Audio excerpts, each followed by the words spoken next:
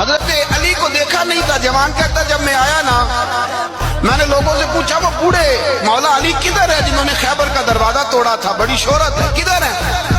کہتے حضرت علی صاحب نے بیٹھے تھے, مجھے کسی نے کہا وہ بیٹھے ہوئے.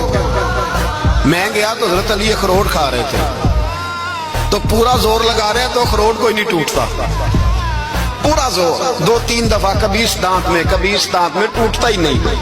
کہتے میں ہنسنے لگا تو حضرت علی نے مجھے پاس بلایا, کہا بیٹے ادھر آ. تو میں گیا تو کہنے لگے کیا سوچ رہا ہے؟ کہتے میں ڈر گیا. میں نے کہا حضور کچھ بھی نہیں. لیکن نہیں جو سوچ رہا تھا تو بتا. میں نے کہا نہیں کچھ نہیں. فرمانے لگے میں بتاؤں تو کیا سوچ رہا تھا؟ بتاؤں؟ کہ حضور بتائیے. آپ فرمانے لگے تو سوچ رہا تھا بابے سے اخروٹ تو ٹوٹتا نہیں, خیبر کیسے توڑ دیا تھا؟ تو سوچ رہا تھا کہ اس سے اخروٹ تو ٹوٹتا نہیں تو خیبر کیسے توڑا تھا؟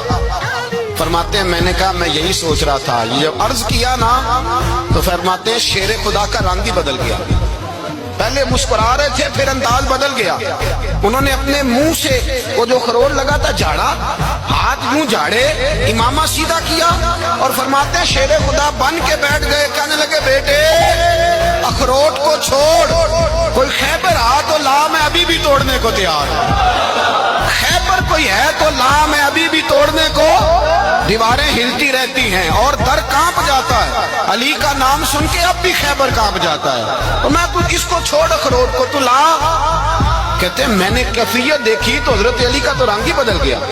میں نے کہا واقعہ یہ توڑ ڈالیں گے, یہ خیبر آج بھی یہ توڑ ڈالیں گے, کیفیت ہی بدل گئی. فرماتے ہیں شیر خدا مسکرائے, کہنے لگے بیٹا ڈرنا, مسئلہ سمجھ. کہا حضور کیا ہے؟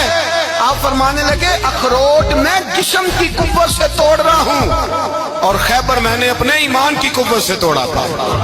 میرے ایمان میں آج بھی بڑی قوت ہے. آج بھی اگر کفر للکارے گا, آج بھی اگر دین کا دشمن للکارے گا, علی کا